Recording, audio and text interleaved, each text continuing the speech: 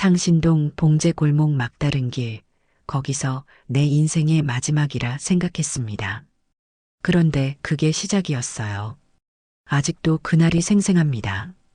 1998년 동대문 시장에서 밀린 공인비를 받으러 갔다가 빈 주머니로 돌아오던 길이었어요. IMF 이후 중국산 옷들이 물밀듯 들어오면서 봉제 공장들은 하나둘 문을 닫았습니다. 저는 달랑 재단 가위 한 자루만 손에 쥔 채 그 흐름에 휩쓸리고 있었어요. 차복희 씨, 얼굴이 말이 아니네. 딸 잃고 그래도 살아야지. 동네 약국 아저씨의 말이 귓가를 맴돌았습니다. 살아야 한다고요? 뭘 보고 사나요? 누굴 위해 사나요? 그 순간 문득 서울에 처음 왔던 날이 떠올랐습니다. 서울로 올라온 지 벌써 20년이 되어가고 있었어요. 19살 시골 고향에서 서울역에 내린 1979년 새마을 운동이 한창이던 시절이었죠. 잘 살아보세라는 구호가 온 나라를 뒤덮던 때였습니다. 복희야, 서울 가서 뭐하게? 떠나기 전날 큰어머니가 물으셨어요. 딸은 시집이나 잘 가면 다행이지. 무슨 돈을 벌어? 그것도 남의 집 귀신 될 팔자에. 그 말이 제 가슴에 못처럼 박혔습니다. 딸은 쓸모없다는 말. 그래도 저는 독하게 마음먹었죠. 돈 벌어서 동생들 학교도 보내고 부모님 농사일 도울 거라고. 서울 생활은 고단했습니다. 통근버스에 새벽같이 실려가 밤늦게 돌아오는 나날들. 야간 통행 금지가 있어 저녁 10시가 넘으면 귀가증을 보여야 했죠. 10평 남짓한 공장에 미싱 10여 대가 빽빽이 들어찬 곳에서 12시간씩 일했습니다. 야, 이거 내일까지 다 해야 돼. 밤새워서라도 끝내. 공장장 말 한마디에 새벽까지 깨어있던 밤이 얼마나 많았는지 모릅니다. 손가락이 바늘에 찔려 피가 나도 손수건으로 둘둘 말아 다시 일했어요. 그때 받던 월급이 5만 원, 보통 공중 목욕탕 한 번 가는데 300원 하던 시절이었으니까요. 그렇게 일하던 공장에서 만난 사람이 제 남편 박성철 씨였습니다. 이거 좀 도와주실래요? 저 혼자선 못 들어요. 원단 뭉치를 같이 나르다 시작된 인연이었죠. 그는 공장 주임이었고 저보다 5살 많았습니다. 담배 냄새 풀풀 나는 사람, 손에 굳은 살 박인 사람, 말수 적은 사람. 그런데 웃을 땐 해처럼 환했어요. 우리는 도시락을 나눠 먹으며 사랑에 빠졌고 1983년에 결혼했습니다.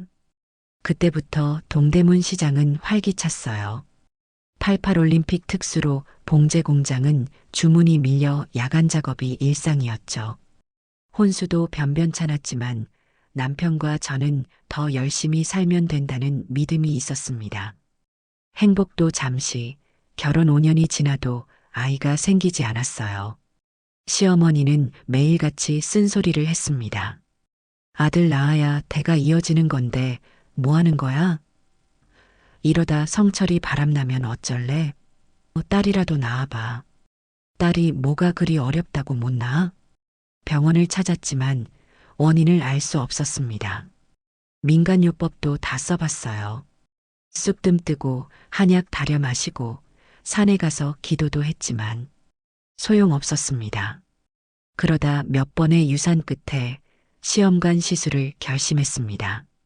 그 돈을 모으려고 남편은 야간 작업까지 했고 저는 옆 공장 일감까지 받아왔어요. 혹독한 주사 치료와 약물, 통증을 견디며 3번째 시도 끝에 기적처럼 임신에 성공했습니다. 1993년 여름, 드디어 우리 딸 하린이가 태어났습니다. 여름처럼 빛나는 아이라는 뜻으로 지은 이름이었죠. 하린이는 정말 잘 웃는 아이였어요. 자는 얼굴을 보고 있으면 세상에서 가장 부드러운 구름 하나를 제 품에 안은 기분이었습니다. 비록 돈은 없어도 우리는 행복했습니다. 남편은 자기 가게를 열기 위해 밤낮으로 일했고 저는 아이 키우며 틈틈이 일감을 받아왔어요. 하린이는 벌써 말도 척척, 걸음도 빠르게 걷던 아이였습니다. 그런데 1997년 겨울이었어요. 눈이 펑펑 내리던 날, 하린이는 자기가 제일 아끼는 꽃무늬 고무신을 신겠다고 고집을 부렸습니다. 엄마, 이거 신을래요. 예쁜 꽃신 신고 갈래요. 당연히 말렸어요. 눈 오는 날에 미끄러운 고무신은 위험했으니까요. 하린아, 오늘은 안 돼. 눈이 많이 왔잖아. 운동화 신자. 싫어요. 꽃신 신을래요. 하린이가 바닥에 떼를 쓰며 울었습니다. 금방 다녀올 거라 생각했고 제 손을 꼭 잡고 있을 테니 괜찮을 거라 여겼어요. 그렇게 아이의 고집을 들어주었습니다. 하린이는 꽃무늬 고무신을 신고 동네 슈퍼 가는 저를 따라 나섰다가 그만 골목 빙판길에서 제 손을 놓고 뛰어가다 미끄러져 머리를 찧었습니다. 순간 세상이 정지한 것 같았어요. 하린아, 하린아. 그날의 기억은 지금도 선명합니다. 하얀 눈 위에 번진 붉은 꽃잎 같은 핏자국. 얼음장처럼 차가워지던 작은 몸. 119가 올 때까지 입으로 숨을 불어넣던 제 입술. 그리고 병원에서 들은 이미 늦었습니다라는 말. 내가 고무신을 신기지 말았어야 했는데 밤마다 가슴을 쥐어뜯으며 후회했습니다. 내 잘못이었어요. 아이 고집을 꺾지 못한 내 잘못. 위험한 신발을 신게 한 내 잘못. 손을 꼭 잡고 있지 못한 내 잘못. 하린이는 그렇게 5살의 짧은 생을 마감했습니다. 그 후 저는 하린이가 신던 꽃무늬 고무신 한 짝을 못 버리고 품에 끌어안고 잠들었습니다. 어떤 날은 고무신에 얼굴을 묻고 밤새 울기도 했어요. 남편도 그날 이후로 담배를 다시 피웠습니다. 저 몰래 울던 남편의 모습이 아직도 눈에 선합니다. 남편은 원망한 번이 없었지요. 우리는 서로를 위로하며 삶을 이어갔지만 IMF가 터지고 봉제업이 몰락하면서 더 힘든 시간을 보내야 했어요. 중국산 저가 옷들이 시장을 점령했고 동대문 도매상들은 외상값도 제때 치르지 않았습니다. 그날도 그랬습니다. 동대문에서 밀린 공인비를 받지 못하고 터덜터덜 걸어 돌아오는 길, 눈이 내리기 시작했습니다. 하린이가 떠난 날처럼 똑같은 눈. 바닥이 미끄러웠고 하늘은 깜깜했습니다. 남편은 야근으로 늦게 들어온다고 했기에 혼자였어요. 창신동 앞 익숙한 골목길, 철길 옆으로 들어섰습니다. 칠흑 같은 어둠 속에서 문득 발걸음을 멈췄습니다. 계속 걸어갈 이유가 있나 싶었어요. 집에 가면 또 그 텅 빈 아이 방을 봐야 했습니다. 주머니 속 수면제가 만져졌습니다. 불면증으로 처방받은 약이었지만 모든 알약을 한꺼번에 삼키면 다시는 깨어나지 않을 수도 있는 양이었습니다. 여기서 끝내자. 하린아, 이제 엄마가 갈게. 약병을 손에 쥐고 눈물이 흘렀습니다. 그런데 그때였어요. 철길 너머로 들려오는 작은 흐느낌 소리. 고개를 들어보니 골목 끝에 작은 그림자가 보였습니다. 어린아이 같았어요. 봄날 꽃잎처럼 가냘픈 모습이 칼로 애이는 겨울바람 속에 덜덜 떨고 있었습니다. 발걸음을 옮겼습니다. 눈이 쌓인 길을 따라 하얀 입김을 내뿜으며 그 아이에게 가까이 다가가 보니 맨발이었습니다. 이 추운 날에 양말도 신발도 없이. 아가, 괜찮니? 아이는 깜짝 놀라 뒤를 돌아봤습니다. 여자아이 5살쯤 되어 보였어요. 얼굴은 까맣게 때가 탔고 손은 얼어서 새빨갛게 변해 있었습니다. 아줌마, 저기를 잃어버렸어요. 고아원이 어디 있는지 아세요? 그 말에 가슴이 철렁했습니다. 고아원? 이 아이는 부모가 없는 건가? 이름이 뭐니? 하윤이요. 원래는 서윤인데 보육원에선 하윤이라고 불러요. 아이는 나이에 맞지 않게 똘똘하게 대답했어요. 하린, 하윤. 너무도 비슷한 이름에 심장이 덜컥 내려앉는 기분이었습니다. 아이의 뒷모습은 하린이와 너무 닮아 있었어요. 지금 하린이가 살아있다면 이런 모습이겠지요? 같은 키, 같은 머리카락 어깨를 으쓱하는 작은 버릇까지 마치 죽은 딸아이가 환생처럼 보이는 것만 같았습니다. 운명이란 걸까요? 제가 인생을 끝내려던 그 순간 새로운 인생이 제 앞에 나타난 것이었습니다. 너무 늦었어. 춥지? 보육원 데려다 주기에 너무 늦었어. 우리 집에 가자. 따뜻한 물에 발부터 담그고. 집으로 데려온 하윤이는 제 낡은 원피스를 입고 구석에 앉아 있었습니다. 마치 자신의 존재가 방해될까 두려운 듯한 모습이었죠. 열이 좀 있는 건지 이마가 뜨거워서 약을 먹였습니다. 아줌마, 내일은 고아원에 데려다 주실 거죠? 그 말에 가슴이 찡했습니다. 아이는 이미 알고 있었던 거예요. 하룻밤 재워주고 내일은 다시 원래 자리로 돌려보내질 거란 걸. 응, 내일. 데려다 줄게. 텔레비전에선 9시 뉴스가 흘러나오고 있었습니다. 정치 뉴스, 사건 사고, 그리고 또 IMF 이야기. 하윤이는 TV를 물끄러미 보다가 벽에 걸린 할인이 사진에 시선이 멈췄습니다. 저기 있는 아이는 누구예요? 우리 딸, 할인이. 어디 갔어요? 하늘나라. 하윤이는 아무 말 없이 고개를 끄덕였습니다. 어린 나이의 죽음이 무엇인지 아는 듯 했어요. 간신히 찾아낸 컵라면으로 저녁을 때웠습니다. 아이는 컵라면을 먹으며 가끔씩 제 얼굴을 훔쳐봤어요. 할인이처럼 음식을 먹는 모습이 너무 닮아 가슴이 아팠습니다. 다음 날 아침 아이가 말해준 대로 찾아간 보육원 앞. 행복한 희망의 집이라는 간판이 무색하게 건물은 낡고 음침했습니다. 쌓인 눈을 밟으며 들어가는데 하윤이는 제 손을 꼭 잡았습니다. 문을 두드리자 피곤해 보이는 복지사가 나왔습니다. 어제 저녁부터 찾았어요. 하윤이 또 나갔었군요. 또요? 네, 한 달에 한 번씩은 사라져요. 길 잃었다고 하는데 사실은 도망치는 거죠. 복지사의 말투에 뭔가 덧붙일 게 있는 듯 했습니다. 보육원 안으로 들어서자 아이들 10명 정도가 좁은 방에 모여 있었어요. 밥 먹는 아이, 숙제하는 아이, TV 보는 아이. 그런데 구석에 혼자 앉아 있는 건 하윤이었습니다. 왜 저 아이만 혼자예요? 복지사는 한숨을 쉬었습니다. 하윤이는 다른 아이들과 잘 어울리지 못해요. 고아원에 처음 왔을 때 잠시 서윤이라고 불렀는데 그게 진짜 이름인지도 확실치 않아요. 아이가 고아원에 적응하면서 자신을 하윤이라고 부르기 시작했어요. 직원들이 처음 부르던 이름으로 불러도 반응하지 않았고 결국 기록상으로도 하윤으로 바뀌었죠. 과거에 대해선 완전히 입을 다물어 버렸고요. 무슨 사연이 있나요? 1년 전에 인천 어느 공원 근처에서 발견됐대요. 버스를 타고 종점까지 왔다는 기록도 있는데 정확하진 않고요.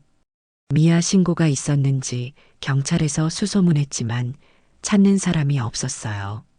이 아이에 대한 기록이 거의 없어 입양도 쉽지 않은 상태죠.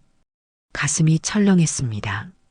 이 아이 실종 아동이었던 거예요. 아님 그냥 부모가 버린 걸까요? 복지사는 계속 말했습니다. 게다가 요새 IMF 이후로 지원금도 줄고 실은 아이들 제대로 돌보기 너무 힘들어요. 하윤이 같은 경우는 따돌림도 심해서 그 말에 하윤이를 다시 바라봤습니다. 창가에 홀로 앉아 무언가를 끄적이고 있었어요. 가까이 가보니 도화지에 그린 건 꽃무늬 신발이었습니다. 하린이가 신던 신발과 똑같은 모양이었습니다. 순간 마음이 흔들렸습니다. 어제 수면제병을 손에 쥐었던 저에게 이 아이가 나타났고 그 아이는 딸과 같은 나이, 비슷한 이름을 가졌으며 지금은 할인이가 좋아하던 같은 꽃무늬를 그리고 있었어요. 이 아이, 혹시 제가 데려가면 안 될까요? 복지사는 놀라 눈을 동그랗게 떴습니다. 입양하신다고요? 네, 그게 저희 딸이 하늘나라로 가고 제가 그 아이에게 가족이 되어줄 수 있을 것 같아요. 복지사는 잠시 생각에 잠기더니 말했습니다. 절차가 좀 복잡해요.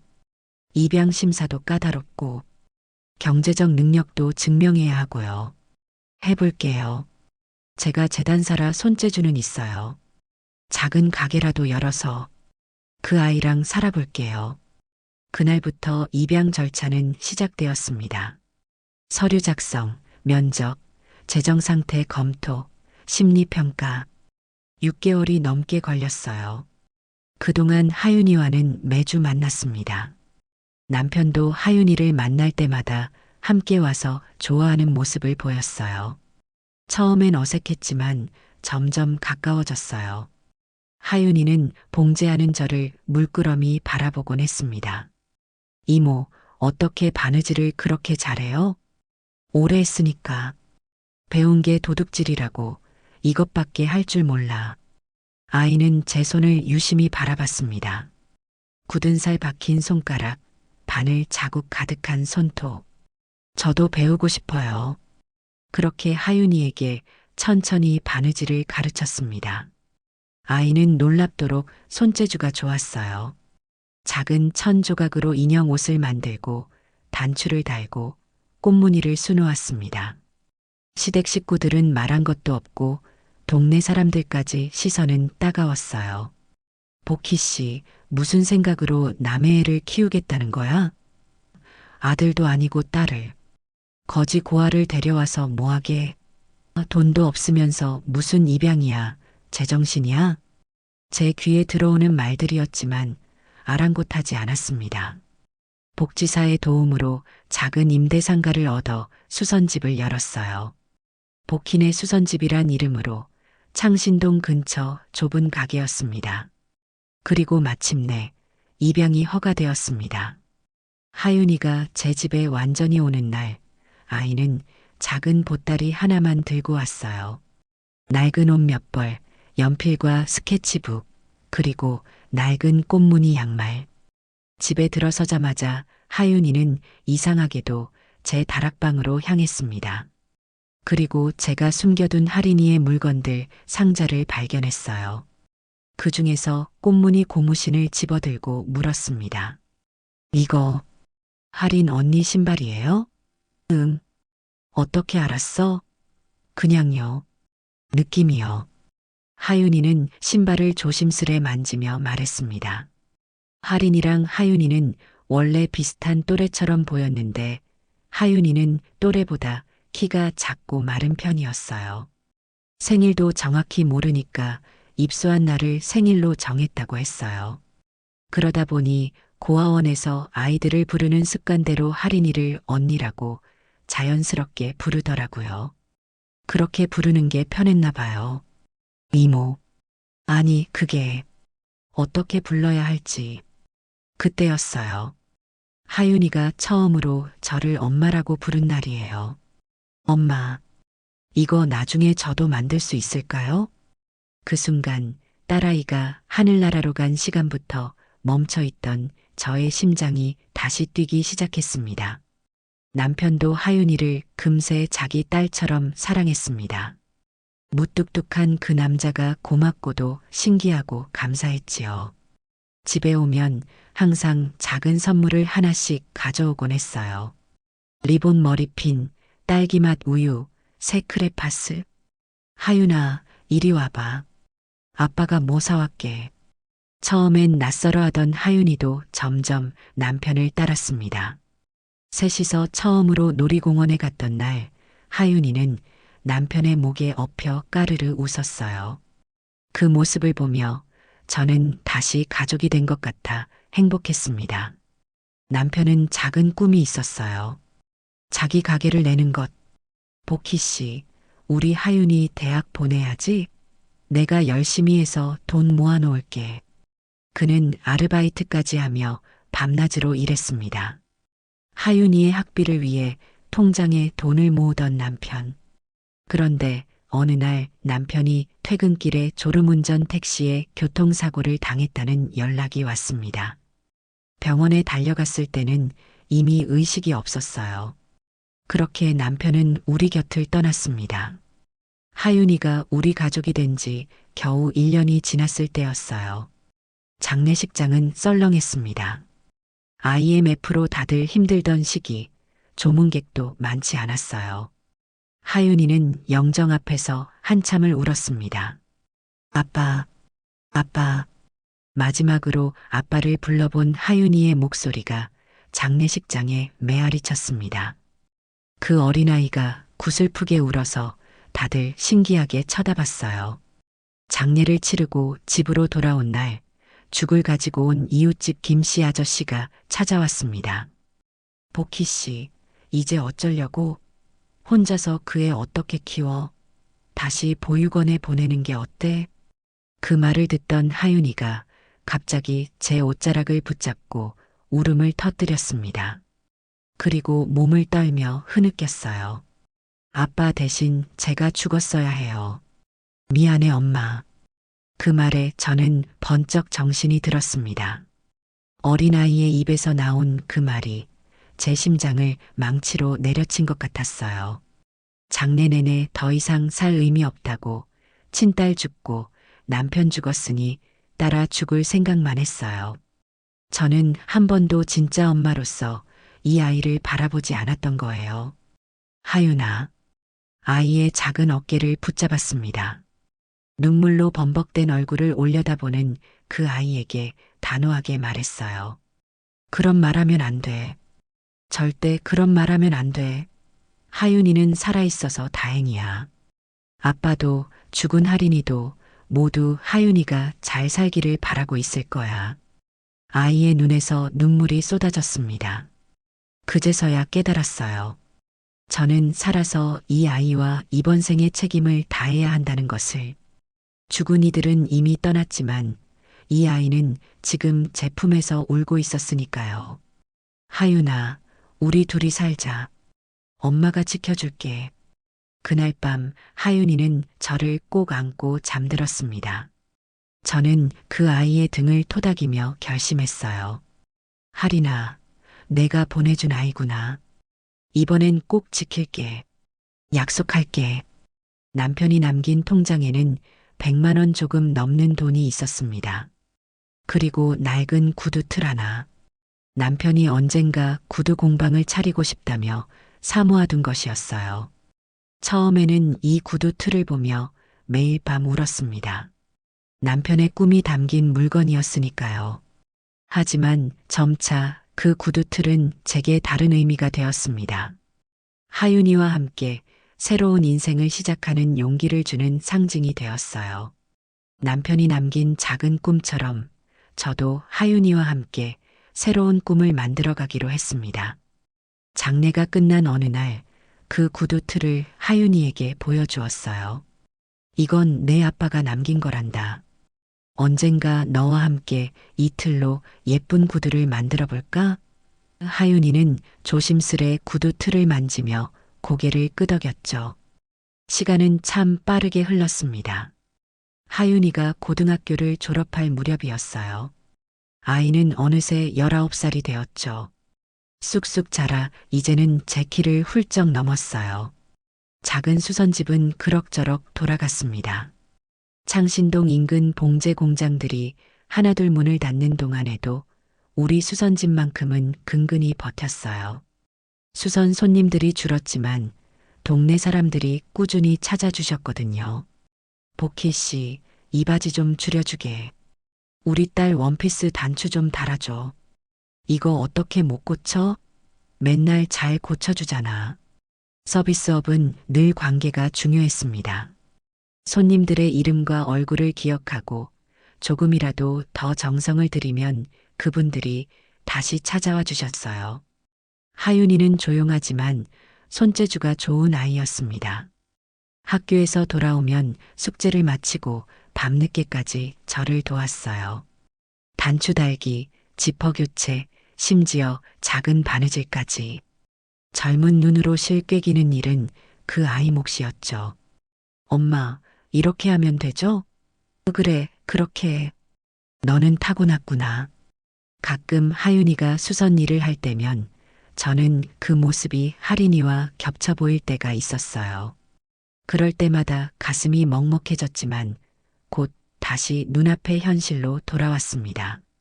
이제는 하윤이가 제 딸이니까요. 하윤이의 대학 진학이 현실로 다가왔습니다. 디자인과에 지원하기로 했어요. 작은 수선집 일을 돕던 그 아이가 디자이너를 꿈꾸게 된 건 자연스러운 일이었습니다. 엄마, 전 구두 디자인하고 싶어요. 사람들이 신고 가는 길을 생각하면 가슴이 뛰어요. 그 말을 들으며 남편 생각이 났어요. 구두 공방을 열고 싶어 했던 남편. 그 꿈이 딸에게 이어진 것 같아 묘한 감정이 들었습니다. 기쁜 소식이 왔습니다. 하윤이가 원하던 대학에 합격한 거예요. 그 아이의 환한 웃음을 보니 제 가슴도 벅차올랐습니다. 그러던 어느 날이었습니다. 오래 앉아 있으면 왼쪽 아랫배가 뻐근했어요. 처음엔 앉아서 일하다 보니 그렇지라고 생각했는데 시간이 갈수록 통증이 심해졌습니다. 병원에 갔더니 의사가 조심스레 말했어요. 복희 씨, CT 검사를 해봐야 할 것 같습니다. 큰 병원으로 옮겨 여러 검사를 받았습니다. 결과가 나왔을 때 의사의 표정이 심상치 않았어요. 자궁암 3기입니다. 순간 전류가 흐르는 듯한 느낌이었습니다. 암이라니, 그것도 3기라니, 수술이 필요합니다. 자궁을 제거해야 합니다. 난소도 어렵고요. 방사선 치료와 항암 치료도 병행해야 할 거예요. 비용은 어느 정도? 의사의 말에 정신을 가다듬고 조심스럽게 물었습니다. 그가 조용히 고개를 끄덕이더니 차트를 넘기며 말했어요. 수술, 방사선 치료, 항암 치료까지 포함하면 건강보험 적용받아도 700만 원 이상은 각오하셔야 합니다. 비급여 항목까지 포함되면 그보다 훨씬 더 나올 수도 있고요. 숨이 턱 막혔습니다. 700만 원. 저에겐 상상도 못할 금액이었어요. 그날 집으로 돌아오는 길, 병원 앞 버스 정류장에 혼자 앉아 있는데 그 숫자가 머릿속에서 떠나질 않았습니다. 700만 원 5년을 모아도 될까 말까 한 돈. 그 순간 병보다 돈이 더 무섭다는 걸 처음 느꼈습니다.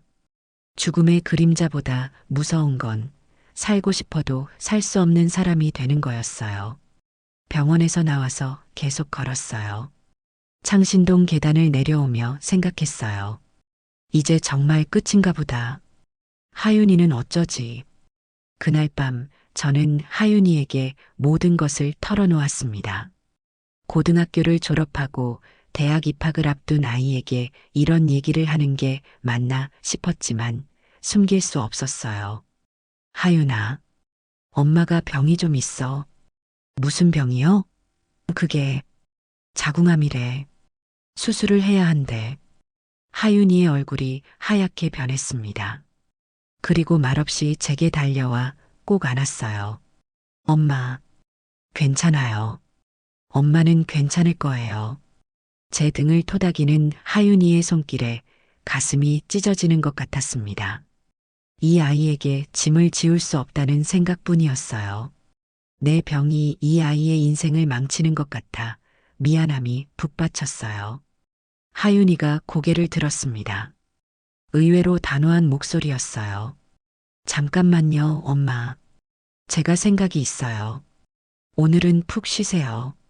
내일 얘기해요. 다음 날 하윤이는 아침 일찍 나갔다가 늦게 돌아왔습니다. 손에는 여러 장의 종이를 들고 있더군요. 엄마, 대학은 휴학 신청했어요. 입학금은 이미 내서 휴학해도 돌려받을 수는 없대요.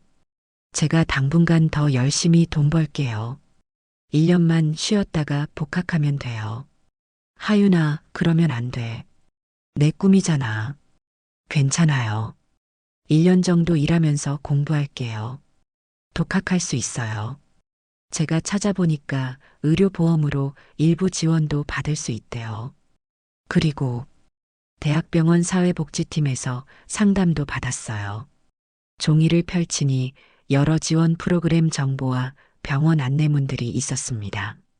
하윤이는 밤새 인터넷을 뒤져 정보를 모은 것 같았어요. 그리고 제가 낮에는 카페에서 알바하고 저녁에는 편의점에서 일하기로 했어요. 학원과 옷가게에서도 주말에 써준대요. 하윤아, 말문이 막혔습니다. 엄마인 제가 해야 할 일을 이제 막 성인이 된 아이가 하고 있었어요. 엄마, 우리 같이 이겨요.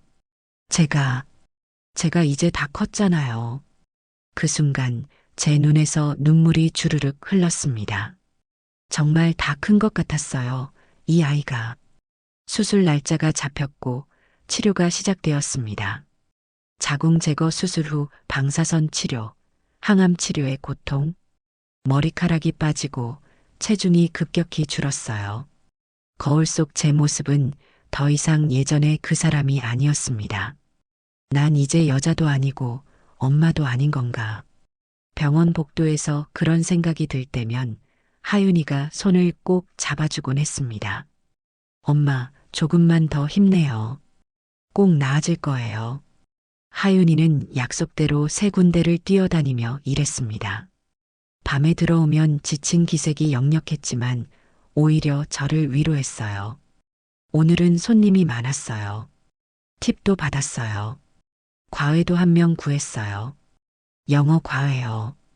시급이 괜찮아요. 그렇게 버티던 어느 날 하윤이가 편의점 야간 근무를 마치고 집으로 돌아오던 중 계단에서 미끄러지는 사고가 있었습니다. 비가 내리던 밤 피곤한 몸으로 서둘러 오다가 발을 헛디딘 거예요. 엄마, 괜찮아요. 그냥 좀 삐었어요. 그렇게 말했지만 다음 날 병원에 가보니 심각했습니다. 무릎 연골이 찢어졌고 인대도 손상되었어요. 즉시 수술을 받아야 했습니다. 이 정도면 재활 치료를 길게 받으셔야 합니다. 최소 6개월, 아마 1년은 걸릴 겁니다. 의사의 말을 듣는 순간 제 심장이 무너져 내렸습니다. 자식을 위해 살아야 하는데 제가 아픈 것도 모자라 이제 하윤이까지. 하윤아, 미안해. 병실에서 흐느끼는 저에게 하윤이가 말했습니다. 엄마, 더 좋은 일이 생길지도 몰라요. 엄마 치료가 끝나면 저도 천천히 치료받을게요. 우선 엄마가 나아야 해요. 그 말이 더 가슴을 아프게 했습니다. 아직도 어린아이가 자신의 아픔보다 엄마를 먼저 생각하다니요. 2013년 여름 저는 간신히 항암 치료를 마쳤어요. 몸은 여전히 약했지만 의사는 조심스럽게 희망적인 말을 했습니다. 일단 암세포가 더 이상 발견되지 않습니다. 하지만 재발 가능성이 있으니 정기 검진은 꼭 받으셔야 합니다. 저의 치료가 어느 정도 마무리되자 이제 하윤이 차례였습니다. 그동안도 치료를 받았지만 더 집중해서 무릎 수술과 긴 재활 과정을 거쳤어요. 걷는 것조차 힘겨워하던 아이가 점점 나아지는 모습을 보며 우리는 함께 희망을 되찾아갔어요. 그러던 어느 날 하윤이가 다락방에 올라가 뭔가를 뒤지고 있었어요. 무엇을 찾는지 물었더니 아빠가 남긴 구두 틀이요. 어디 있죠? 오래된 박스를 꺼냈습니다. 남편이 모아뒀던 구두 틀과 도구들, 그리고 가죽 자투리들이 들어 있었어요. 나중에 아빠가 구두 공방을 열려고 했대요. 엄마가 그렇게 말씀하셨잖아요. 하윤이는 구두 틀을 꺼내 조심스레 닦았습니다. 그리고 밤늦게까지 인터넷을 뒤지며 수제화 만드는 방법을 공부했어요. 엄마, 한 가지 생각이 있어요. 제가 무릎 재활하는 동안 손은 멀쩡하니까 구두 만드는 기술을 배워볼까 해요. 나중에 복학할 때 이걸로 포트폴리오도 만들고. 하윤이의 눈은 빛나고 있었습니다. 암 치료와 무릎 재활로 지친 우리에게 작은 희망이 피어났어요. 몇 주 후 하윤이는 첫 구두를 완성했습니다. 아직 투박하고 어설프지만 분명 구두 형태가 갖춰진 작품이었어요. 게다가 그 구두에는 꽃무늬가 새겨져 있었습니다. 이건 할인 언니를 위한 거예요. 엄마가 언젠가 보여주셨던 고무신 무늬로 만들었어요. 그 말에 목이 메었습니다. 하윤이는 한 번도 만난 적 없는 할인이를 기억하고 있었어요. 그리고 이건 엄마를 위한 거예요. 두 번째 구두를 보여주었습니다. 검은색 가죽에 작은 꽃 장식이 달린 편안해 보이는 구두였어요. 엄마가 항상 서서 일하시잖아요. 발이 편했으면 해서요. 그 순간 제 마음속에 무언가가 다시 자라나는 것을 느꼈습니다. 절망 속에서도 희망은 자랄 수 있다는 것을. 하윤아, 고마워. 정말 예쁘구나. 구두를 신어보았습니다. 사이즈가 조금 맞지 않았지만 제 발에 꼭 맞는 느낌이었어요. 나중에 더 잘 만들게요, 엄마. 하윤이는 무릎 재활을 받으면서도 틈틈이 구두 만들기를 계속했습니다. 유튜브 강의를 듣고 중고책을 사서 보고 심지어 동대문 구두장인에게 찾아가 조언을 구하기도 했어요. 2014년 초 하윤이는 재활을 마치고 걸을 수 있게 되었습니다. 그리고 만든 구두 사진을 SNS에 올리기 시작했어요. 어느 날 하윤이가 들떠서 돌아왔습니다. 엄마, 좋은 소식이 있어요. 제가 만든 구두 사진을 SNS에 올렸더니 유명 수제화 브랜드에서 연락이 왔어요. 면접 보러 오라고 했어요. 22살의 하윤이는 무릎 재활도 거의 끝나가고 저도 암 치료 후 체력이 조금씩 돌아오고 있었어요. 하윤이 덕분에 수선집은 문을 닫지 않고 버텨낼 수 있었습니다. 엄마, 오늘 면접이에요. 아침부터 하윤이는 분주하게 준비했습니다. 1년 넘게 재활하면서 틈틈이 만들었던 수제화 몇 켤레를 가방에 조심스레 넣고 검은 원피스에 단정한 구두를 신었어요. 소망 수제화 회사. 여기가 어딘데? 되게 유명한 데예요, 엄마. 루미에르슈라는 브랜드로 유명해요. CEO가 한국 여성인데 파리에서 공부한 사람이래요. 소규모지만 수제화로는 최고급이에요. 하윤이의 눈빛이 반짝였습니다. 대학 복학 대신 취업을 하고 싶다고요. 그 아이가 이렇게 설레는 모습을 본 건 오랜만이었어요. 엄마, 이건 비밀인데요. 하윤이가 작은 목소리로 말했습니다. 이번에 제가 지원한 건 디자이너 어시스턴트인데 면접관이 CEO라고 해요.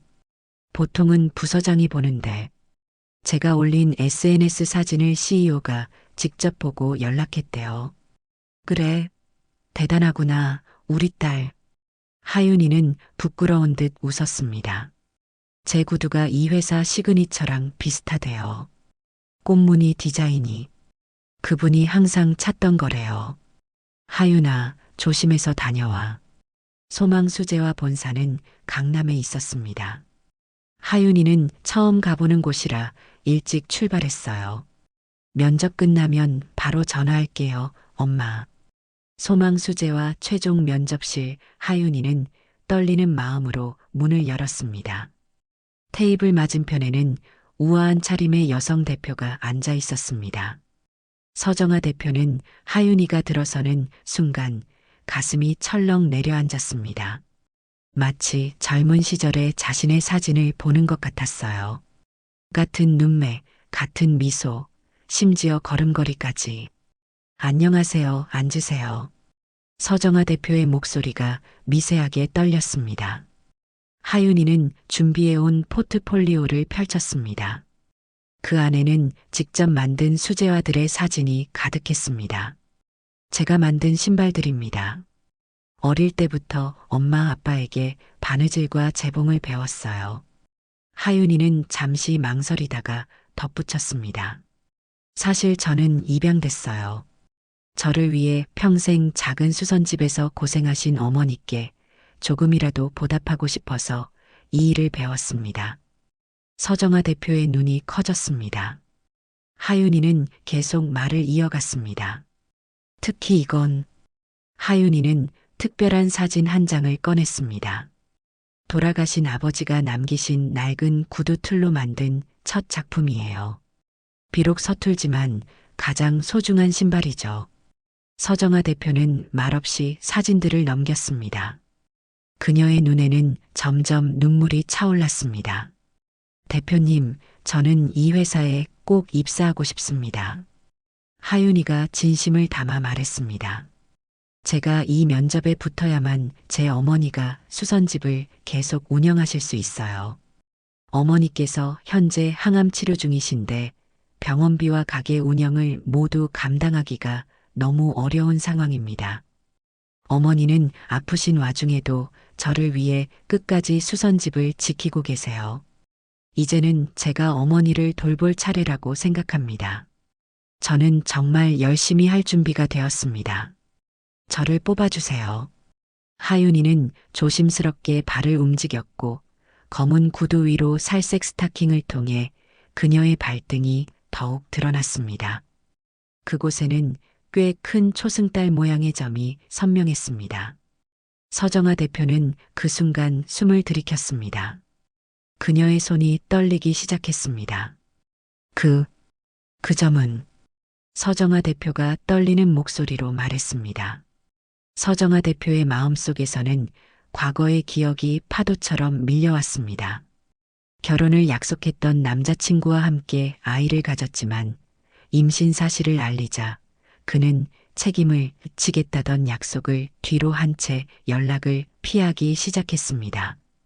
홀로 남겨진 그녀는 부모님의 반대에도 불구하고 아이를 낳기로 결심했습니다. 출산 후 서정아는 낮에는 아르바이트를 하고 밤에는 학원에 다니며 어렵게 아이를 키웠습니다. 그날은 크리스마스 시즌, 백화점에서 일하던 서정아는 어쩔 수 없이 딸 서윤이를 데리고 출근했습니다. 신발 매장에서 일하는 동안 잠시 아이의 손을 놓친 사이 인파 속에서 아이가 사라졌습니다. 미친 듯이 백화점을 뛰어다녔고 경찰에 신고하고 포스터를 붙이고 제보도 했습니다.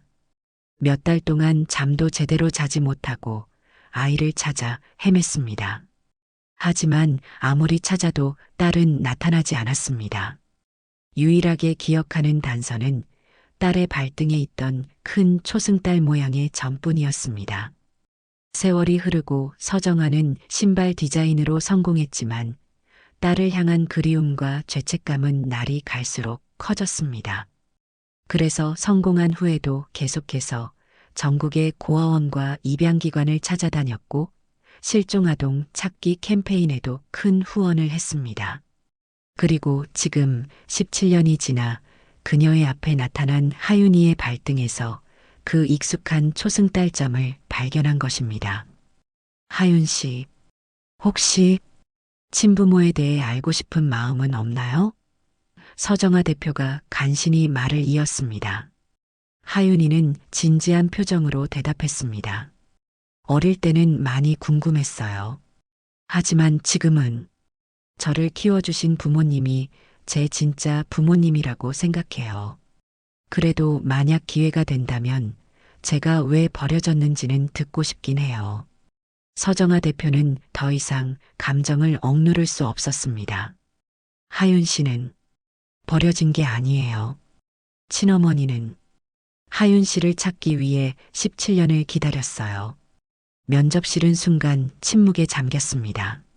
하윤이는 혼란스러운 표정으로 서정아 대표를 바라보았습니다. 무슨 말씀이신지. 하윤 씨, 나는 하윤 씨의 친어머니일지도 몰라요. 서정아 대표의 목소리가 떨렸습니다. 내 딸도 발등에 똑같은 큰 초승달점이 있었어요. 하윤이는 말을 잇지 못했습니다. 그녀의 머릿속에는 수많은 생각이 뒤엉켰습니다. 그녀를 사랑으로 키워준 어머니와 지금 눈앞에 있는 친어머니. 그날 오후 2시쯤 전화가 왔습니다. 하윤이의 목소리가 떨렸어요. 엄마, 엄마, 지금 회사로 와주실 수 있어요? 뭔가 말로 설명하기 어려운 일이 생겼어요. 무슨 일이야? 떨어진 거야? 아니요. 그게 그냥 와주세요. 제발이요. 가슴이 쿵쾅거렸습니다. 서둘러 옷을 갈아입고 강남으로 향했어요. 한 번도 가보지 않은 강남. 지하철을 타고 한참을 가야 했습니다. 소망수제와 본사는 깔끔한 빌딩 4층에 있었어요. 리셉션에서 하윤이를 찾는다고 하자 안내를 받아 회의실로 들어갔습니다. 그곳엔 하윤이와 중년 여성 한 명이 앉아 있었어요. 세련된 정장 차림의 여성은 저를 보자마자 일어났습니다. 그녀의 눈에는 눈물이 맺혀 있었어요. 복희 씨, 맞으신가요? 네, 그런데요. 누구시죠? 여성은 떨리는 손으로 명함을 내밀었습니다. 소망수재화 대표 서정아. 제 이름은 서정아입니다. 하윤이. 아니, 서윤이는 제 딸입니다. 순간 천둥이 내리친 것 같았습니다. 서윤이라고요? 그때 보육원에서 들었던 본명일지도 모른다던 서윤이? 이 여자가 친어머니? 무슨 말씀이신지. 서정아 대표는 떨리는 목소리로 이야기를 시작했습니다. 17년 전 겨울이었어요. 제 딸 서윤이를 백화점 신발 매장에 데리고 갔었습니다. 크리스마스 시즌이라 사람이 너무 많았어요. 잠깐 손을 놓쳤는데 그녀는 말을 잇지 못하고 눈물을 훔쳤습니다. 그날 이후로 아이를 못 찾았어요. 모든 방법을 동원했지만 그 시절엔 CCTV도 별로 없었고 DNA 검사도 지금처럼 쉽지 않았어요. 서정아 대표는 잠시 숨을 고르더니 계속 말을 이었습니다. 딸아이가 신던 신발이 꽃무늬 구두였어요. 제가 직접 디자인한 거였죠. 그래서 그 아이를 잃고 나서 매년 그 꽃무늬를 넣은 수제화를 만들었어요. 언젠가 딸이 이 신발을 보고 찾아올까 하는 마음으로. 하윤이는 충격받은 표정으로 고개를 들었습니다. 그럼 제가 올린 SNS 사진에 있던 꽃무늬 때문에 저를 찾으신 거예요? 서정아는 고개를 끄덕였습니다. 꽃무늬도 그렇고 내 얼굴이 내 젊은 시절 그대로야. 특히 내 발등에 있는 작은 점. 하윤이가 무의식적으로 발을 만졌습니다. 구두 위로 드러나는 왼쪽 발등에는 큰 점이 하나 있었어요. 태어날 때부터 있었던 점입니다. 살색 스타킹으로도 감춰지지 않는 큰 점이었어요. 발등의 점까지. 그건 서윤이만의 특징이었어요. 복희의 머릿속이 하얘졌습니다. 모든 것이 꿈처럼 느껴졌어요.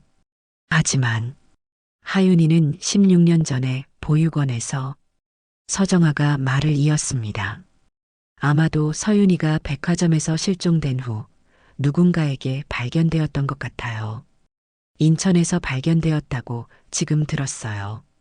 인천까지 갔을 줄이야. 백화점 인근을 다 찾았는데 그러다 보육원에 맡겨졌을 거예요. 아이의 이름을 바꾸고. 그래서 저는 찾을 수 없었던 거죠. 하윤이는 혼란스러운 표정으로 저를 바라봤습니다. 엄마, 저는 어떻게 해야 하죠? 제 가슴이 찢어질 것 같았습니다. 16년 동안 내 딸로 키웠는데 이제 와서 친엄마가 나타나다니. 제 딸을 빼앗긴다는 생각에 숨이 막혔어요. 혹시 DNA 검사를 해볼 수 있을까요? 서정아의 제안에 저도 고개를 끄덕였습니다. 이왕 이렇게 된 거 진실은 알아야겠다는 생각이 들었어요. DNA 검사 결과가 나오기까지 이틀이 걸렸습니다. 그 이틀 동안 하윤이는 거의 말을 하지 않았어요. 밤에 제 방문 앞에서 서성이다 그냥 돌아가는 모습을 봤습니다. 저도 잠을 이룰 수 없었어요. 결과가 나온 날, 우리 셋은 다시 소망수재와 회의실에 앉았습니다. 의사가 보낸 봉투를 서정아가 천천히 열었습니다. 친자 확인 일치 99.9%. 그녀의 목소리가 흔들렸습니다. 진실이 확인된 순간 서정아는 참았던 울음을 터뜨렸어요. 서윤아, 정말 내가 맞구나. 내 딸, 하윤이. 아니, 서윤이는 충격받은 표정으로 움직이지 않았습니다. 제가 토닥여 주어도 반응이 없었어요. 하윤아, 엄마. 마침내 하윤이가 입을 열었습니다. 저는 박하윤이에요. 차복희 엄마의 딸이고요. 서정아가 놀란 표정으로 고개를 들었어요. 친엄마를 만나서 정말 말로 표현할 수 없이 좋아요. 친엄마를 만나다니. 믿기지 않아요. 하지만 저를 키워주신 분도 제 엄마예요. 저는 두 분 다 제 엄마라고 생각해요. 그 말에 저와 서정아는 동시에 눈물을 흘렸습니다. 서정아가 제 손을 잡았습니다. 복희 씨, 제 딸을 곱게 키워주셔서 정말 감사합니다. 어떻게 감사의 말씀을. 감정이 북받쳐 말을 잇지 못하는 서정아를 보며 제 마음도 복잡했습니다. 한편으론 하윤이를 잃을까 두렵고 다른 한편으론 친엄마를 찾은 하윤이가 기뻤어요. 서윤이를, 아니 하윤이를 소중히 키워주셔서 감사합니다. 제가 못해준 것을 다 해주셨네요. 서정아는 손수건으로 눈물을 닦았습니다. 앞으로 어떻게 하면 좋을까요? 하윤이가 원하는 대로 하고 싶습니다. 하윤이가 고개를 들었습니다. 저는 정말 죄송합니다만 두 어머님 모두 제게는 소중한 어머니이십니다. 한 분도 포기할 수 없는 마음에 밤마다 고민했습니다. 신뢰가 될지 모르겠으나 가능하시다면 저희가 함께 가족으로 지낼 수 있는 방법은 없을까요? 어머님들의 희생과 사랑이 있었기에 제가 지금 여기 있을 수 있었습니다. 부디 제 마음을 헤아려 주시고 이해해 주시면 정말 감사하겠습니다. 서정아와 제가 동시에 놀란 표정을 지었습니다. 제 생각인데요. 복희 엄마는 제 평생의 엄마예요. 절 키워주시고 가르쳐 주셨어요. 서정아 엄마는 제가 이제 막 알게 된 엄마지만 절 낳아주시고 오랜 시간 마음 아파하며 절 찾아주셨어요. 저한테는 두 분 다 소중해요. 서정아가 고개를 끄덕였습니다. 하윤아, 내가 원하는 대로 하자. 난 그저 내가 행복했으면 좋겠구나. 그리고 저를 향해 말했습니다. 복희 씨, 지금은 많이 혼란스러우실 거예요. 저도 마찬가지고요. 하지만 하윤이를 위해서 천천히 생각해봐요. 서두를 것 없어요. 집으로 돌아오는 길 하윤이는 제 손을 꼭 잡았습니다. 엄마, 걱정 마세요. 저는 엄마 곁을 떠나지 않을 거예요. 제가 엄마의 딸이란 사실은 변하지 않아요. 그 말에 또다시 눈물이 왈칵 쏟아졌습니다. 이 아이는 언제 이렇게 저를 지키는 어른이 되었을까요? 엄마, 이거 아세요? 서정아 엄마가 저한테 말했어요. 제가 올린 SNS에 꽃무늬 구두 사진을 보고 가슴이 뛰었대요.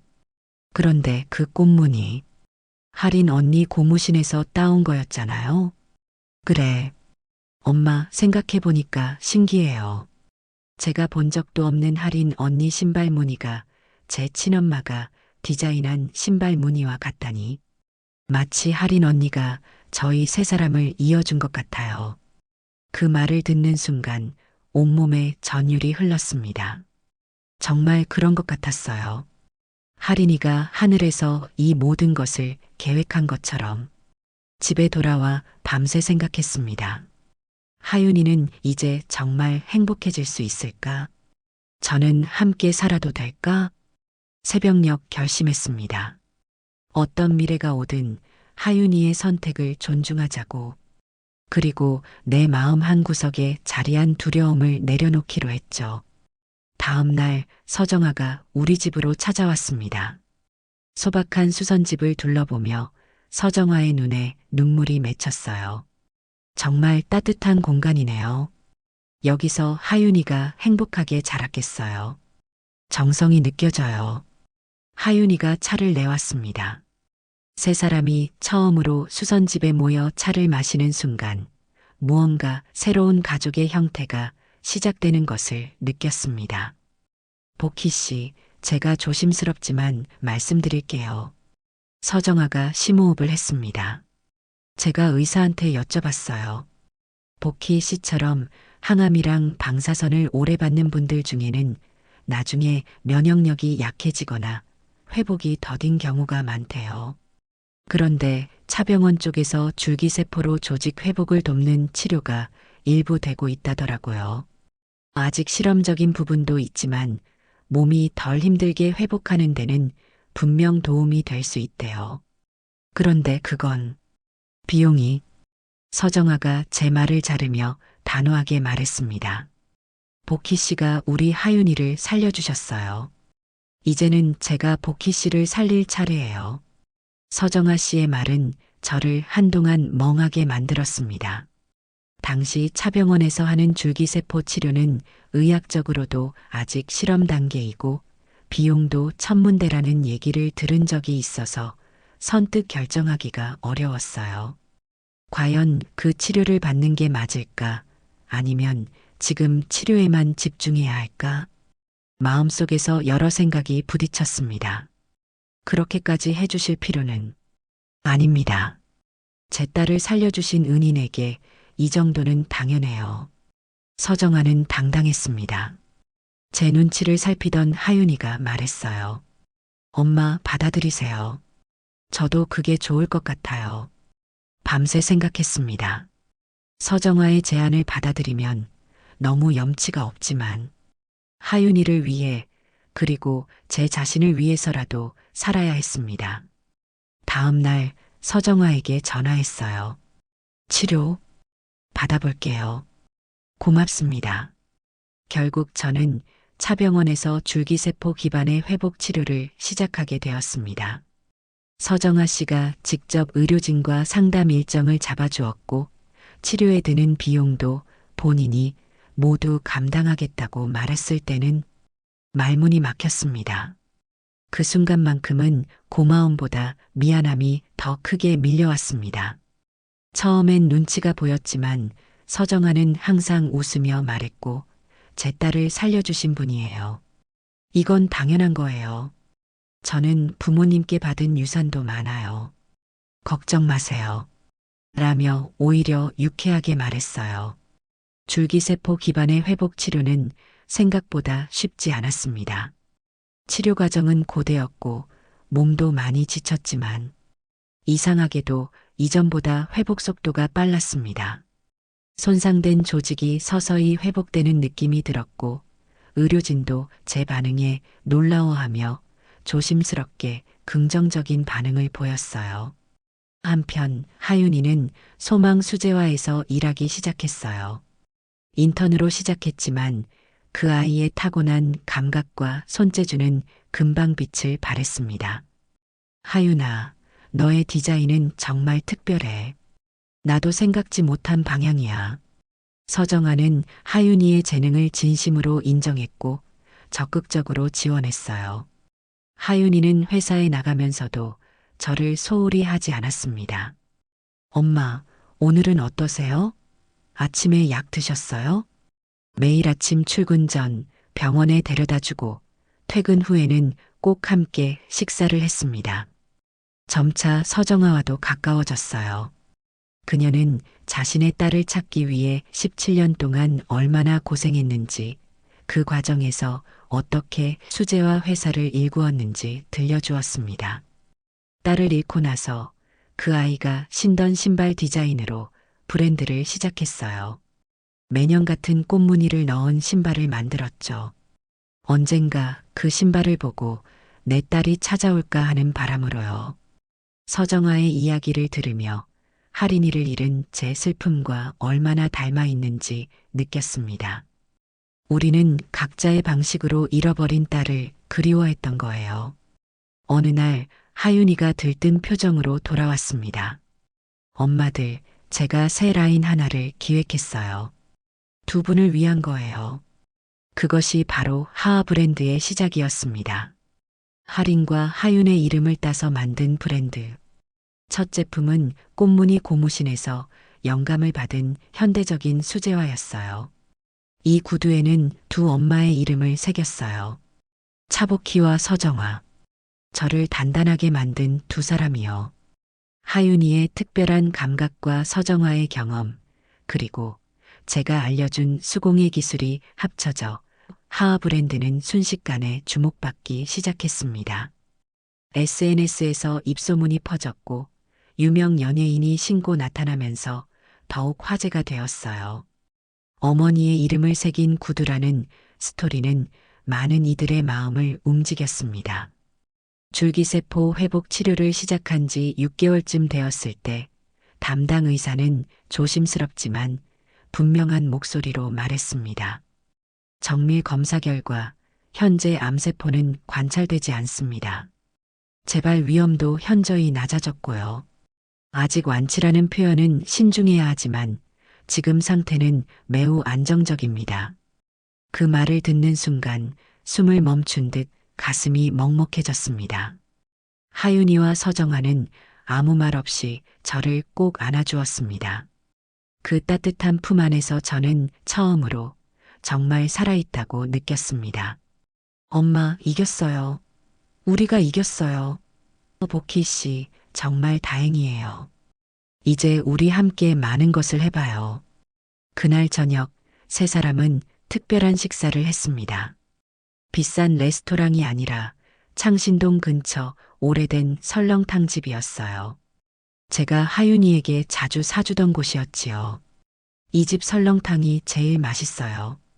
엄마가 용돈 생기면 꼭 사주셨거든요. 서정아는 사랑받고 자란 딸을 보면서 흐뭇하게 웃었어요. 밥을 먹으며 세 사람은 앞으로의 계획을 이야기했습니다.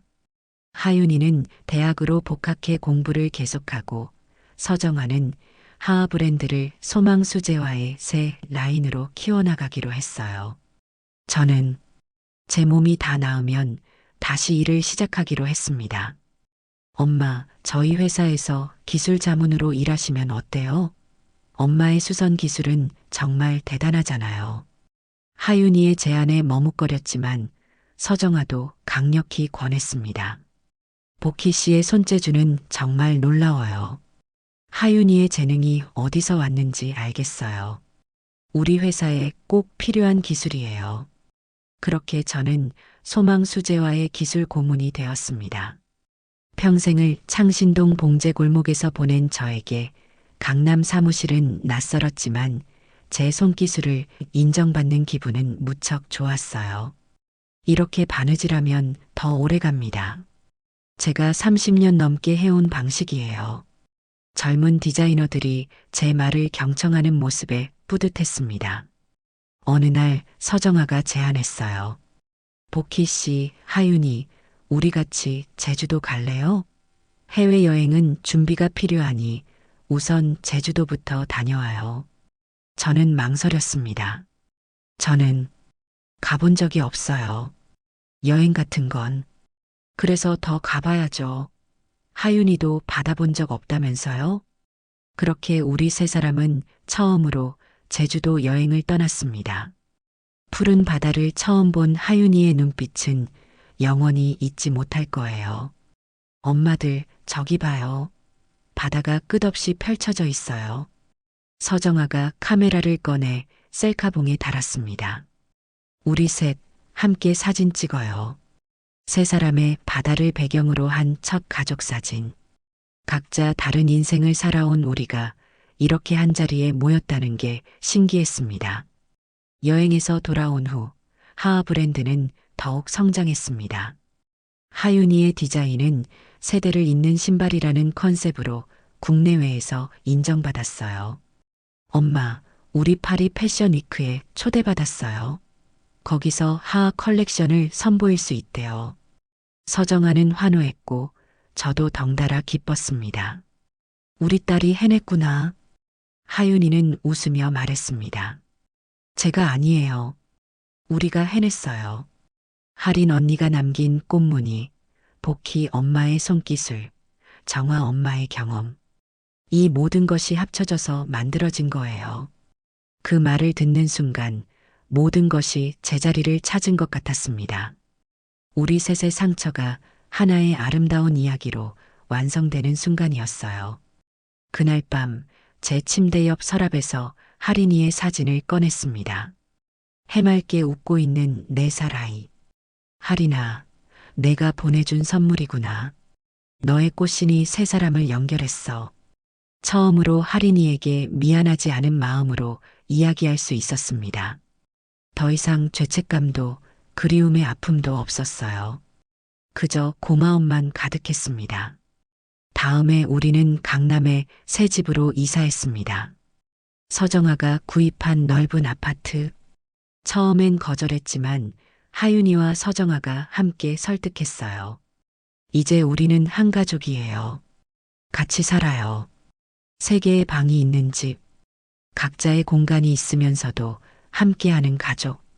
제 방에는 할인이의 사진과 하윤이의 사진과 남편과 결혼식 사진 그리고 고무신을 두었고 하윤이의 방에는 그 아이가 만든 첫 구두가 장식되어 있었습니다. 서정아는 서재에 17년간 딸을 찾던 자료들을 정리해 보관했어요. 세 사람의 상처와 그리움이 모여 만든 집. 그곳에서 우리는 새로운 가족의 형태를 만들어 갔습니다. 엄마들, 오늘은 제가 요리할게요. 2분 다 쉬세요. 하윤이의 목소리가 집안에 울려 퍼질 때마다 저는 마음속으로 생각했습니다. 나 정말 잘 살아왔구나. 이 모든 고통과 눈물이 결국 이런 행복으로 만들어지다니 정말 감사합니다. 2025년 봄 저는 어느덧 65이 되었습니다. 하윤이는 이제는 하하 브랜드의 수석 디자이너이자 공동 CEO가 되었어요. 서정아는 경영 일선에서 물러나 자문 역할만 하고 있고요. 어느 날 하윤이가 들뜬 표정으로 집에 돌아왔습니다. 엄마들, 좋은 소식이 있어요. 서울생활사 박물관에서 연락이 왔어요. 하하 브랜드 스토리를 특별전으로 열자고 해요. 서정아와 저는 놀라서 서로를 바라봤습니다. 우리 이야기가 전시된다고? 사람들이 그걸 보고 싶어 한다고? 하윤이는 신나게 설명했어요. 꽃무늬 고무신부터 시작해서 2분의 이야기, 그리고 우리가 만난 과정까지 새 여인의 구두 이야기라는 주제로 전시회를 열 거래요. 그렇게 서울생활사 박물관의 하하 꽃신의 여정 특별전이 열렸습니다. 첫날 우리 세 사람은 함께 전시장을 찾았어요. 입구에는 할인이의 꽃무늬 고무신과 하윤이가 처음 만든 구두가 나란히 전시되어 있었습니다. 그 옆으로는 새 여성의 이야기라는 제목 아래 저희 가족 사진과 짧은 설명이 있었어요. 친딸을 잃고 입양한 딸마저 사고로 다치고 자신마저 병에 걸린 차복희 씨. 17년간 잃어버린 딸을 찾아 헤맨 서정아 씨. 그리고 그 사이에서 2 여성을 연결한 하윤 씨. 그들의 구두 한 켤레가 이어준 기적 같은 이야기. 사람들이 감동의 눈물을 흘리며 전시를 관람했습니다. 그분들은 제 이야기에 더 깊이 공감하시는 것 같았습니다. 저도 딸 키우느라 평생 고생했어요. 여자의 삶이란 게 다 그런 거지. 세상에 이런 기적 같은 일이. 관람객 노트에는 이런 메시지들이 가득했습니다. 전시회 한 달 후 MBC에서 저희 이야기를 다큐멘터리로 만들고 싶다는 연락이 왔습니다. 엄마의 이름을 새긴 구두라는 제목의 다큐멘터리. 처음엔 망설였지만 하윤이가 권했어요. 엄마, 우리 이야기가 힘들어하는 분들에게 희망이 될 수 있어요. 괜찮으시다면 해봐요. 그렇게 촬영이 시작되었습니다. 창신동 봉제골목, 제가 살던 반지하 집, 하윤이를 만났던 길모퉁이, 모든 곳을 다시 찾아가며 그날의 기억을 떠올렸습니다. 그러던 중 하윤이가 특별한 제안을 했어요. 엄마, 고향에 한번 가볼래요? 가족 산소에도 들르고, 오랫동안 발길을 끊었던 고향, 부모님의 묘와 딸이 무슨 소용이냐던 큰어머니의 묘도 있는 곳. 망설였지만 용기를 내어가기로 했습니다. 다큐멘터리 팀과 함께 찾은 고향은 많이 변해 있었습니다. 어릴 적 뛰놀던 산길은 아스팔트 도로가 되어 있었고 마을 어기 느티나무는 여전히 그 자리를 지키고 있었어요. 큰어머니 산소 앞에 서니 갑자기 모든 기억이 물밀듯 밀려왔습니다. 딸은 쓸모없다던 그 말, 서러웠던 어린 시절, 그리고 독하게 서울로 떠나던 날, 무릎을 꿇고 조용히 묵념하며 말했습니다. 큰어머님, 저 복희예요. 딸이 쓸모없다고 하셨죠? 그런데 제 딸들이 저를 살렸어요. 하린이와 하윤이. 그 아이들 덕분에 제가 이렇게 살아있어요. 정말 딸 둘로 천국을 본 것 같아요. 큰어머님은 틀리셨어요. 눈물이 볼을 타고 흘렀습니다. 하윤이가 다가와 제 어깨를 감싸 안았어요. 울지 마세요, 엄마. 이제 시작이에요. 아니, 하윤아. 이건 슬픈 눈물이 아니야. 이제서야 내 마음의 짐을 내려놓은 것 같아. 돌아오는 길, 깊은 해방감을 느꼈습니다. 더 이상 과거에 얽매이지 않아도 된다는 자유로움. 하윤이는 새로운 프로젝트를 시작했습니다. 엄마의 이름을 새긴 신발 기부 캠페인. 매년 100켤레의 하하 신발을 전국 보육원에 기부하고 그곳 아이들에게 수제화 만드는 법을 가르치는 교실을 열 거예요. 서정아는 즉시 지원을 약속했고 저도 자원봉사자로 참여하기로 했습니다. 첫 교실은 하윤이가 머물렀던 그 보육원에서 열렸어요. 맨발의 아이들에게 신발을 신겨주고 그들에게 꿈을 심어주는 일. 우리 세 사람에게는 더없이 보람찬 일이었습니다. 한편 창신동 인근에는 복희네 봉제학교가 문을 열었습니다. 사라져가는 수선 기술을 젊은 세대에게 가르치는 공간. 저는 그곳에서 주 3일 학생들을 가르쳤어요. 바느질은 인생과 같아요. 한 땀 한 땀 정성을 다해야 해요. 어느 날 학생 중 한 명이 물었습니다. 선생님, 어떻게 그 모든 어려움을 이겨내셨어요? 잠시 생각하다 대답했습니다.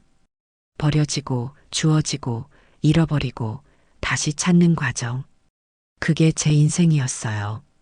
그런데 결국 우리는 모두 누군가의 발자국 위에 서 있는 거예요. 집으로 돌아오는 길, 문득 하늘을 올려다봤습니다. 구름 한 점 없는 맑은 하늘. 어디선가 하린이가 저를 바라보고 있을 것 같았어요. 하린아, 잘 지내니? 엄마는 이제 행복해. 집에 도착하니 하윤이와 서정아가 저녁을 준비하고 있었습니다. 테이블 위에는 세 켤레의 구두가 놓여 있었어요. 모두 같은 꽃무늬지만 디자인은 각자 다른 구두. 이거 뭐니? 하윤이가 환하게 웃었습니다. 우리 산모녀의 산책화예요. 매년 이맘때 우리 셋이 함께 걷자고요. 같은 꽃무늬지만 각자 다른 구두. 우리 가족 같죠? 그날 저녁 우리는 차를 타고 창신동으로 향했습니다. 하윤이 손을 잡고 동대문 성곽길 근처에 차를 세운 뒤 천천히 걸었어요. 내가 젊은 시절 봉제 공장에서 일하던 길, 하윤이를 처음 만났던 골목, 우리의 모든 기억이 켜켜이 쌓인 그 거리를 따라 조용히 걸었습니다. 강남에서 다시 오기까지 참 많은 시간이 걸렸지만 그날의 공기는 여전히 익숙했고 우리는 말없이 손을 꼭 잡고 있었습니다. 엄마들, 이제 우리는 어디로 갈까요? 하윤이의 질문에 서정아가 웃으며 대답했습니다. 가고 싶은 곳 어디든. 이제 우리는 자유롭잖아. 저는 두 사람의 손을 꼭 잡았습니다. 60년을 살고서야 깨달았어요. 내가 버려졌다고 생각했지만 사실은 내가 선택받은 거였다는 것을. 딸이 쓸모없다고 들었지만 결국 딸이 나를 살린 거였다는 것을. 그리고 가장 중요한 건 인생에서 가장 값진 것들은 모두 돈 주고 살 수 없다는 것을 말이죠. 세 사람은 나란히 걸었습니다. 같은 길, 다른 신발. 이제 우리는 어디로든 함께 걸어갈 수 있었습니다. 오늘 이야기가 마음에 드셨다면 좋아요와 구독, 알람 설정 잊지 마세요. 여러분의 따뜻한 댓글 하나가 정말 큰 힘이 됩니다.